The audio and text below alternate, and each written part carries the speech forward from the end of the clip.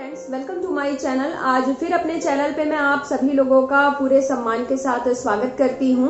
अगर आप लोग को पता है तो ठीक है, अदरवाइज इस वीडियो के जरिए मेरी भी हमेशा की तरह यही मोटिव है कि कुछ सोशल अवेयरनेस बढ़े, क्योंकि जो सोशल एक्टिविटी है, सामाजिक चीजें हैं, वो हमको आपको एक आम इंसान से लेके हर किसी को इस बात का पता होना चाहिए। 9 दिसंबर एक ऐसी डेट है कि जिसे हम लोग इंटरनेशनल एंटी करप्शन डे के रूप में हर साल सेलिब्रेट किया जाता है, जिसका मेन मोटिव सिर्फ और सिर्फ करप्शन को यानी कि भ्रष्टाचार को जड़ से खत्म करना है। शुरुआत करूंगी कौटिल्य जी की कही गई कुछ बातों से, जो काफी प्रभावशाली बातें हैं और सच भी हैं कि देश की सरकार एक ऐसी होनी चाहिए जिसे पता हो कि देश का हित किन बातों में है, क्या करने से देश का हित होगा।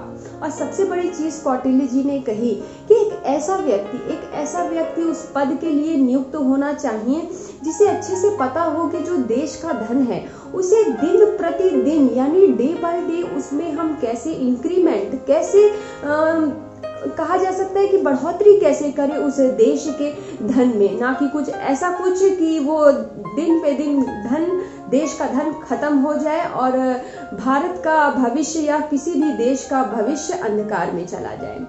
देखा जाए तो एक एक्ट बना था 1988 में ही, प्रिवेंशन ऑफ करप्शन एक्ट करके बना था, जिसमें कभी भी 1988 के बाद कभी भी किसी भी तरह का संशोधन किया ही नहीं गया। 2014 में यानी कि 2014 में जब रिस्पेक्टेड मोदी जी की सरकार बनी, तो सबसे पहले अगर मैं बताऊं, और उनकी एक स्पीच भी है जिसमें उन्होंने क्लियरली क्या बोला है वो मैं आगे बताऊंगी।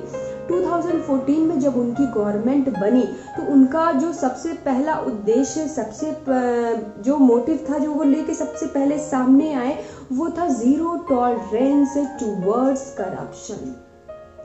ये आप लोग को ये कोई भी भूल नहीं सकता है, क्योंकि उनकी जब गवर्नमेंट बनी तभी नोटों की बंदी हुई थी और पूरे देश भर में एक अजीब सा हलचल पूरा मच गया था, काफी उथल पुथल हो गई थी कि हाँ, नोटबंदी तो हम लोग कभी नहीं भूल सकते। मेरे ख्याल से बच्चा भी ये बात आसानी से उसे पता होगी, उसे किसी किताब में या पेपर के पन्नों में पढ़ने की जरूरत नहीं है। जो हमारी अपकमिंग जनरेशन है उन्हें भी ये जरूर पता होगा, क्योंकि इतना ज्यादा हो चुका था कि उसके बारे में हमारी जनरेशन, हम आप कभी जीवन में नहीं भूल सकते हैं।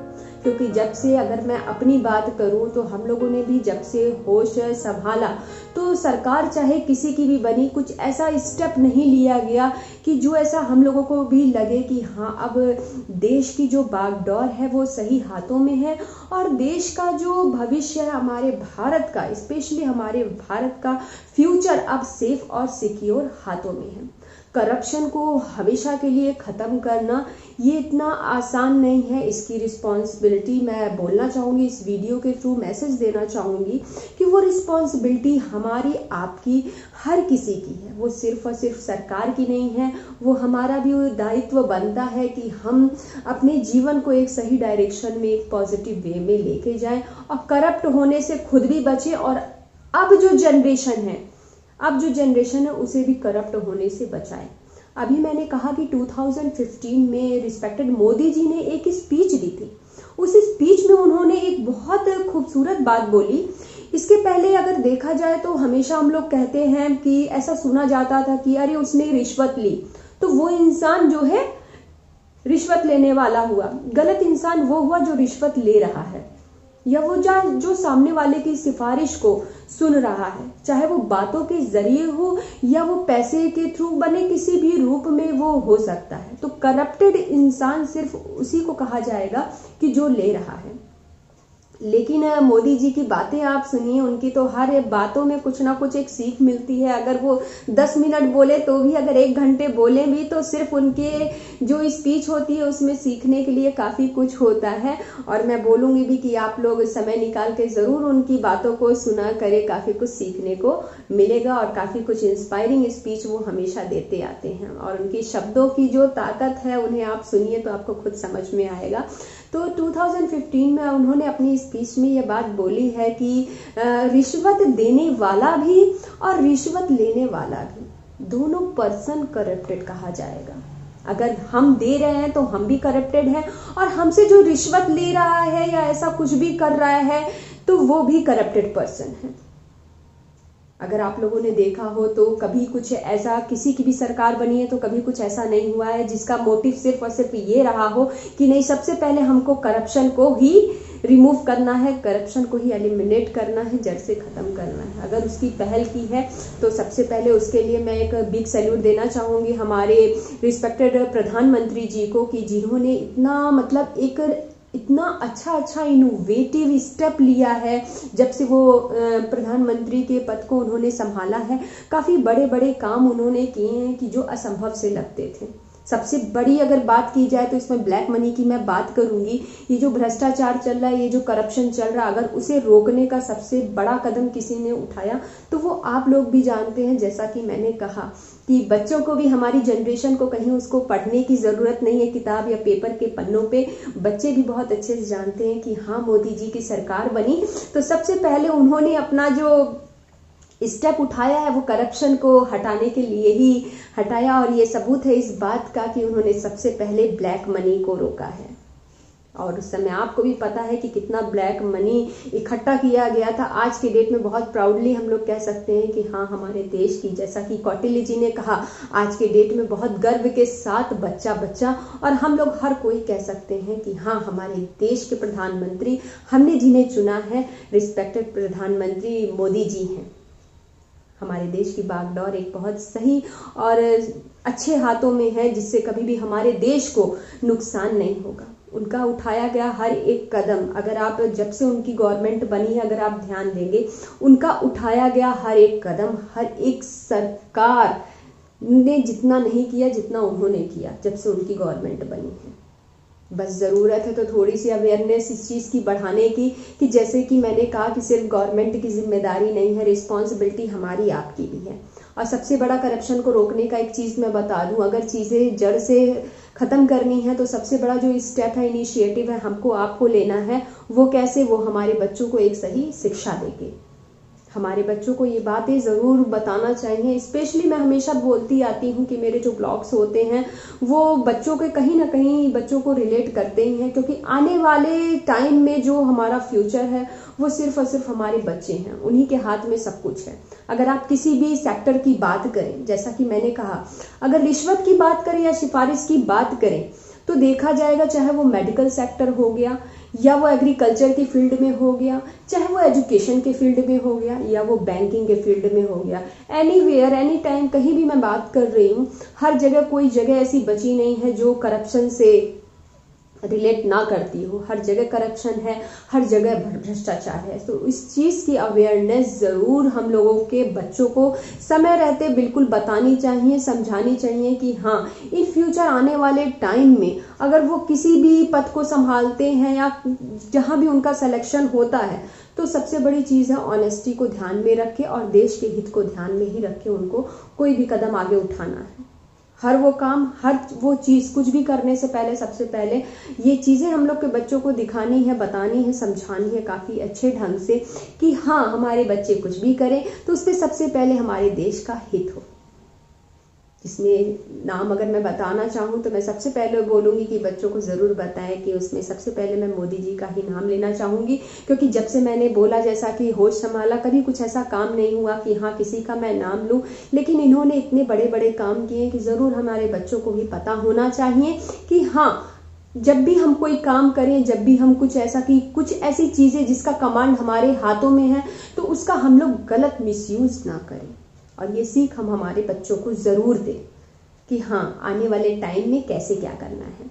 रही बात करप्शन की, अगर मैं बात करूं तो आज भी बहुत जगह बहुत सी ऐसे लोग हैं जहां गांव से लेकर शहर तक मेरी बातें होती हैं, जिनमें से कुछ कुछ चीज़ें मैं खुद भी पूछती रहती हूं कि हाँ, अगर गवर्नमेंटेड स्कूल है वहां अगर मेरी फ्रेंड्स टीचर है तो मैं ज़रूर पूछती हूँ कि वहाँ कैसे हो रहा है, क्या हो रहा है, या अदर भी बहुत सारी चीज़ें हैं जिसमें मैं हमेशा बातें करती रहती हूँ, तो मैं कुछ ना कुछ पूछती रहती हूँ कि क्या हो रहा है।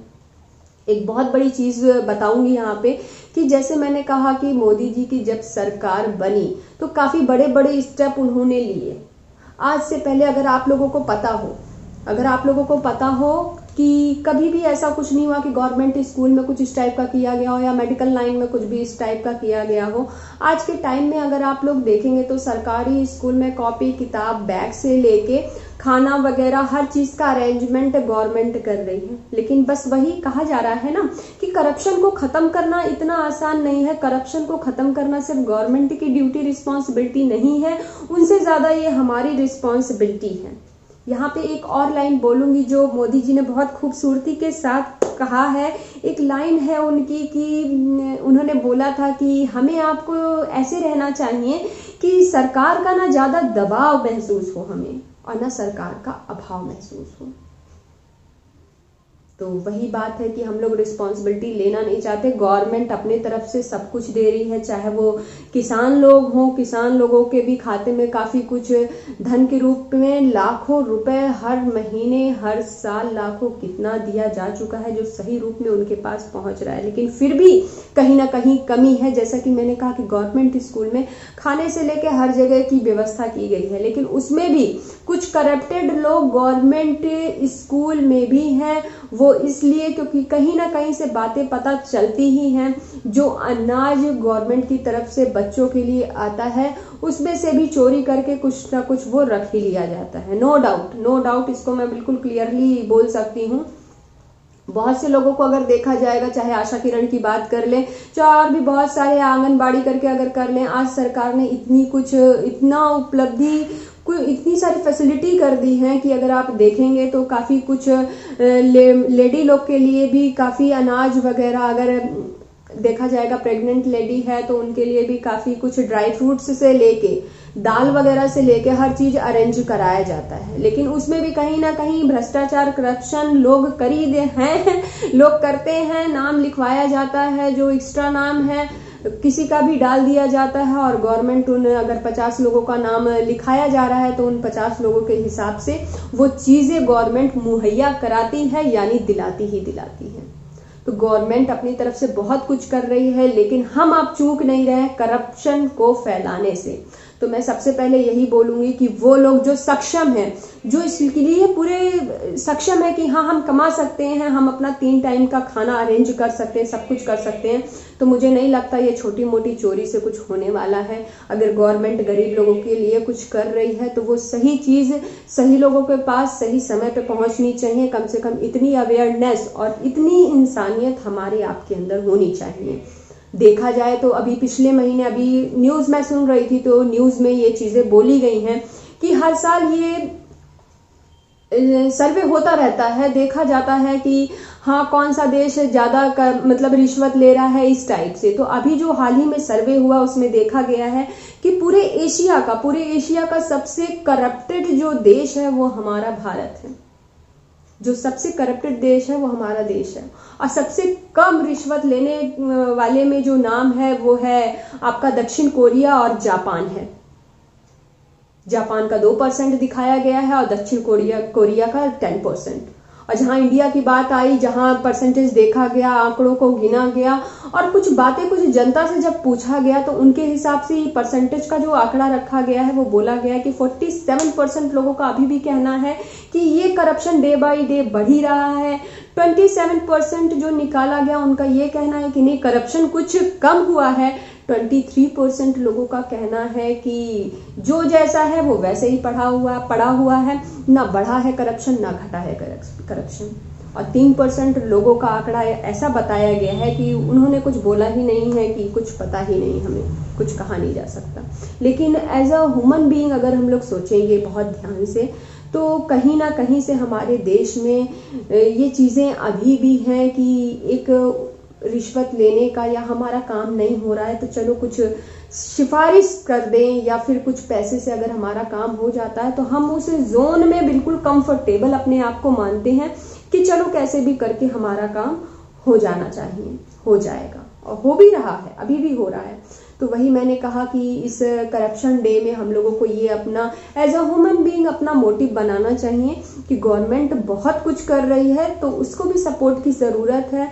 तो एक इंसान होने के नाते हम लोग भी करप्शन से दूर रहें, उन चीजों को जैसे रोक सकते हैं। बल्कि मैं तो कहूंगी कि जो हमारे टीनेजर्स हैं, जो हमारे टीनेजर्स हैं घर में, पेरेंट्स ज़रूर उन बच्चों से बात करें जिनकी एज, अब ये समय आ गया है कि हाँ उन्हें अपना करियर चुनना है, कि हाँ उन्हें किस लाइन में जाना है, क्या करना है, क्या वो बनना चाहते हैं इन फ्यूचर, क्या वो मेडिकल लाइन में जाना चाहते हैं या फिर वो किसी भी लाइन में जाना चाहते हैं, चाहे एजुकेशन लाइन में जाना चाहते हैं। तो इस चीज़ की अवेयरनेस पेरेंट्स खुद बैठ के उनको दें कि हाँ किसी भी सेक्टर में आपको जाना है, चाहे वो कुछ भी हो, तो हमें करप्शन से बिल्कुल बचना है। अगर देश को आगे लेके जाना है, देश को अगर आगे लेके जाना है तो करप्शन से सबसे पहले हम लोगों को बचना होगा। यहाँ पे एक छोटा सा बहुत ही इंसिडेंस देखिए, चाहे मेडिकल हो चाहे कुछ भी हो, आज लोग इतने करप्ट हो गए हैं कि लोगों को ना इमोशन समझ में आता है, ना चीजें समझ में आती है, कुछ समझ में नहीं आता। ऐसा लगता है कि उनका दिमाग बिल्कुल कुछ समय के लिए ब्लैंक हो जाता है और खाली वो बुरा ही सोच सकते हैं। मतलब क्या हम कर रहे हैं उससे सामने वाले को क्या फील हो रहा है या कैसे कर रहा है, कुछ लोग समझते नहीं। यहाँ पे मैं बात करूंगी 2015 में जब मेरे फादर का एक्सीडेंट हुआ तो कम से कम मोर देन 1 मंथ वो कोमा में रहे हैं। तो जब उन्हें हॉस्पिटल से डिस्चार्ज कराने का जब टाइम हुआ तो जो उनका टोटल बिल हुआ था, जब आप पेशेंट को आप डिस्चार्ज करा रहे हो तो आपको टोटल बिल एस्टिमेट दिया जाता है कि हाँ ये डिस्चार्ज का टाइम है आपका इतना इतना इस चीज का है, चाहे वेंटिलेटर का हो गया, चाहे ऑक्सीजन का हो गया, चाहे जिस भी चीज का हुआ। तो वहां पे टोटल बिल जो बना था 27,000 का लास्ट पेमेंट हम लोगों को करना था। तो जो वहां के मैनेजर थे, वहां से मेरी बात हुई थी, ऐसे ही बात की, मैंने कहा चलो बात करके देखते हैं, अगर हो गया तो वेरी गुड, अच्छी बातें हैं, कोई दिक्कत उसमें नहीं है। और आपको पता होगा कि अगर पेशेंट आपका कोमा में है तो आपका कितना भी चाहे लो लेवल का हॉस्पिटल हो, चाहे मिडिल, चाहे जैसा भी हो, हॉस्पिटल भी लोग अपने हिसाब से ही, जैसा फाइनेंशियली स्ट्रांग होते हैं उस हिसाब से हॉस्पिटल में एडमिट कराते हैं, लेके जाते हैं। तो बस वही बात हो गई कि अगर आपका पेशेंट कोमा में है तो जहां तक मेरा मानना है कि आपका पर डे का 10 से 20 हजार से कम कहीं नहीं लगता। आपको पर डे वहां 15,000 देने हैं, 20,000 देने हैं। सेम हमारा भी था, जहां हम हमेशा 1 महीने तक कंटिन्यूअसली 15,000 हम लोगों ने डेली पे किया है। बात जब डिस्चार्ज करने की आई तो जब वहां के मैनेजर से बात ऑलरेडी पहले हो चुकी थी तो उन्होंने 5,000 का कंसेशन कर दिया था कि हाँ ठीक है 5,000 आपको कम देना है। और जिस दिन डिस्चार्ज होने की बात हुई, ये एक ऐसा इंसिडेंस हो गया कि वो उस समय थे ही नहीं। और जब टोटल बिल मेरे सामने आया और जब मैं सारा कैलकुलेट करने लगी, सारा पेपर मैं देखने लगी कि हाँ ये ऑक्सीजन का है, ये वेंटिलेटर का है, इतने दिन तो मेरे फादर वेंटिलेटर पे थे ही नहीं और उसका भी बिल उसमें ऐड किया हुआ है।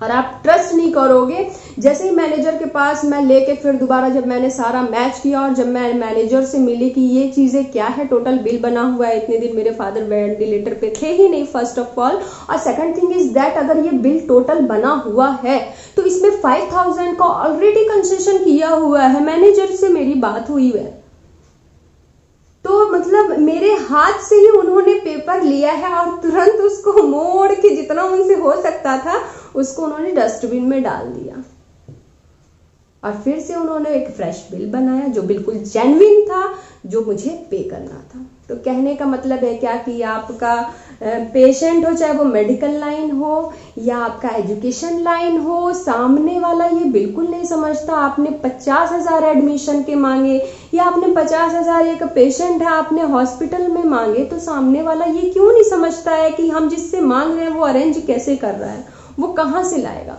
तो इस चीज का फील मैं चाहती हूँ कि जो हमारी अपकमिंग जनरेशन है, अगर वो डॉक्टर बनती है तो भी, अगर वो एजुकेशन लाइन में अगर कोई किसी भी पोस्ट पे जाती है, हमारे आज के टाइम में अगर हमारे लिए सबसे जरूरी है तो वो है एजुकेशन।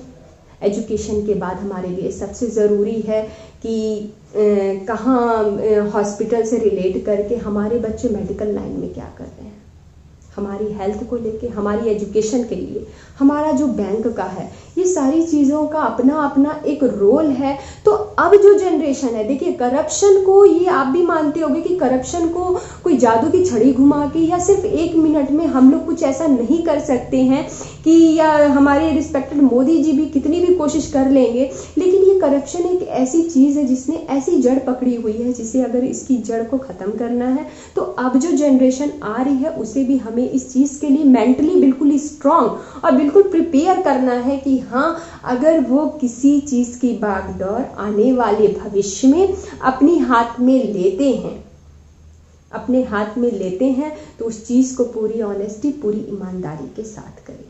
और किसी को सपोर्ट कर सकते हैं तो बिल्कुल सपोर्ट करें। जैसा कि मैंने अभी बिल्कुल ये मेरा खुद का जो मैंने एग्जाम्पल दिया वो बिल्कुल सही एग्जाम्पल है, सच्चाई है वो। ये होता है तो आने वाले टाइम में ऐसा कुछ किसी के साथ ना हो। तो जब तक हर इंसान इस चीज़ की अवेयरनेस को समझेगा नहीं, इस चीज़ को आगे बढ़ाएगा नहीं, और थोड़ा हमें आपको भी इनिशिएटिव लेना होगा कि हाँ, हम अपनी बातों को बिना डरे थोड़ा सामने रखें। अभी जो आंकड़ा निकाला गया है कि हाँ, सबसे करप्टेड लोग किस सेक्टर में सबसे ज्यादा होते हैं, तो सबसे ऊपर ये पुलिस वालों का नाम आया है। पुलिस वालों का नाम आया है कि सबसे करप्टेड जो है ये लोग होते हैं, ऑफिसर्स होते हैं, जो भी है ये लोग। मतलब इन लोगों को पैसा चाहिए, और ये बिल्कुल ट्रू है, ये बिल्कुल फैक्ट है। होता है ऐसा कि कहा जाए तो करप्शन ये सिर्फ रिश्वत लेना, पैसा लेना नहीं होता है, कि ये भी है कि अगर हमारे रिलेशन में कोई बहुत बड़े पोस्ट पे है और हमने गलती भी की है और हमने बस एक नंबर घुमा दिया पुलिस स्टेशन में कि हाँ ऐसा ऐसा है, तो बस सामने वाला निर्दोष ही है लेकिन उसको अंदर डाल देना है, उसकी कोई सुनवाई नहीं करनी है। लेकिन हाँ, अगर हमारी जान पहचान एक हाई पोस्ट पे किसी को भी हम जानते हैं, पहचानते हैं अच्छे से, तो बस बैठे बैठे हमारा काम आज भी हो जाना है। फोन का नंबर घुमाना है जिसे हम जानते हैं और उसको बोल देना है कि देखिए वो हमारा रिश्तेदार है या वो मेरा बेटा है, कुछ होना नहीं चाहिए, तो बस ठीक है मालिक, रखिए फोन, आपका काम हो जाएगा। इस टाइप से बोला जाता है। तो यही मैं बोलना चाहूंगी कि इस करप्शन का अब इस तरह का एंड होना चाहिए, चाहे वो किसी भी कोई भी सेक्टर हो, एजुकेशन हो, बैंकिंग हो, चाहे वो मेडिकल लाइन की हो, चाहे वो ये क्या मैं बोलूँ, बहुत सारी ऐसी चीज़ें हैं। तो वही मैं कहना चाहूँगी कि करप्शन को ख़त्म करना इतना आसान नहीं है, लेकिन हाँ, मोदी जी के द्वारा थोड़ा सा ये आसान ज़रूर हुआ है। संभावनाएं भी अब ऐसा लगता है कि जो पैसा, जो ब्लैक मनी इधर उधर जा रहा था वो सही जगह जा रहा है, वो किसान लोगों के खाते में जा रहा है। बहुत सारी चीज़ें उन्होंने की है जिससे लगता है कि वो पैसा जो गलत जगह जा रहा था वो सही जगह जा रहा है। और यहाँ पे कौटिल्य जी की बात बिल्कुल सही हो गई कि हाँ, अब हमारे देश की जो बागडोर है बिल्कुल सही हाथों में है। तो बिल्कुल लास्ट में बस इस मैसेज के साथ इस वीडियो का अंत करूंगी कि ये सिर्फ बस डेट बन के ना रहे। इस दिन हम लोग एक इनिशिएटिव हर इंसान जरूर ले कि हाँ, इस करप्शन को खत्म करना है। इसकी शुरुआत तो कर सकते हैं, इसको तुरंत आज के आज खत्म नहीं किया जा सकता, लेकिन हर फैमिली में एक इंसान अगर अच्छा इस चीज की सीख देगा और अपने बच्चों को करप्शन के बारे में समझाएगा कि हाँ, करप्शन से क्या होता है, उसका क्या असर पड़ सकता है आने वाले टाइम में। करप्शन से सिर्फ हम आप नहीं, पूरा देश की बात सामने आती है। तो इन बातों को जरूर अपने बच्चों को समझाइए, ताकि आने वाले समय में अगर हमारे बच्चों के हाथ में हमारे देश की बागडोर जब जाए तो चीजें धीरे धीरे सुधरें। और ये बिल्कुल होगा क्योंकि ये सीख हमारी जो अभी की गवर्नमेंट है वो हमें दिखा रही है। और बहुत कुछ पॉसिबल जो पॉसिबिलिटी जिसकी नहीं थी वो सब कुछ हुआ है और उन्होंने साबित करके भी दिखाया है। तो अब से हमें उनसे सीख लेनी चाहिए और सीखना चाहिए, और बिल्कुल अपने बच्चों को इस बात से अवेयर कराना चाहिए कि हाँ, फ्यूचर में कैसे उन्हें रहना है और कैसे क्या करना है। तो बस इसी के साथ वीडियो का एंड करती हूँ। आशा करती हूँ कि पसंद आया होगा, वीडियो थोड़ा सा भी पसंद आया होगा तो इसकी अवेयरनेस बढ़ाने के लिए ज़रूर वीडियो को शेयर करें, और अगर चैनल पे नए हैं तो चैनल को सब्सक्राइब भी करें। Thank you so much.